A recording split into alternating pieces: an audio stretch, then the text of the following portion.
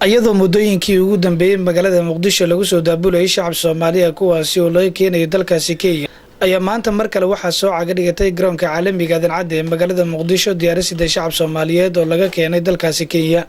shacabka Soomaaliyeed oo iyagu ka muuqanaysay duruuf aad u xun ayaa waxaa garoonka caalamiga ah ku soo dhaweeyay mas'uuliyiin ka socotay wasaaradda arrimaha dibadda ee xukuumadda Soomaaliya.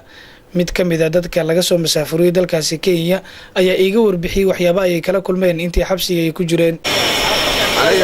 magacayga waxaa la yidhaahdaa Daahir Maxamuud Cumar ku magac dheer ninaasteeda geesiir.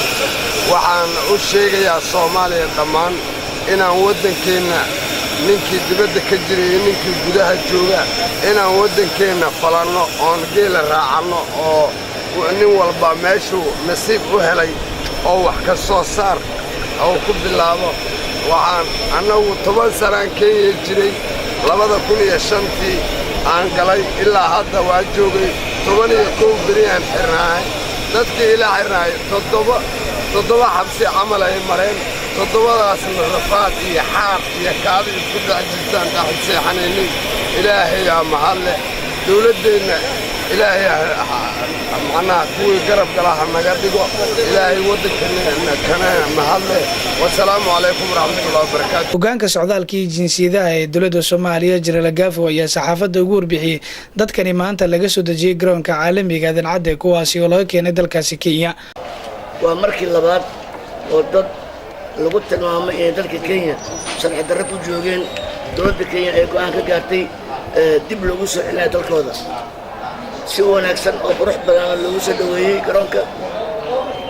ilaa hadda anaga ma aragno qof cadaalad darro tirsanayo oo wixii lagu soo dacweeyay sharci darrada dalkaas uu ku joogaan la arkayo anaga ma aragno. dalka Kenya ummadeeda xaq ay u leedahay inay sharciga dhowrato. anaga dalka Kenyaanaha joogo sharci bay samaystaan sharci bayna ku joogaan. marka labada dalka ma dhaxayso in wax la isu diilayo amba la xumaynayo amba la isdhibaataynayo kama dhaxayso.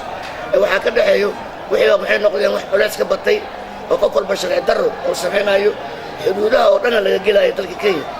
markii dowladdu ay ayadana hadday go'aan gaarto wax dhibaato ma laha. sidaa darteed dalkooda lagu soo celiyey. qoladii hore waa tanaa 80 xoogaa ahayd maantana waa kuwana 90 xoogaa weeye. qaar kalena weli waa la soo wadaa. marka inta dalkooda si fiican lagu soo dhaweynayaa.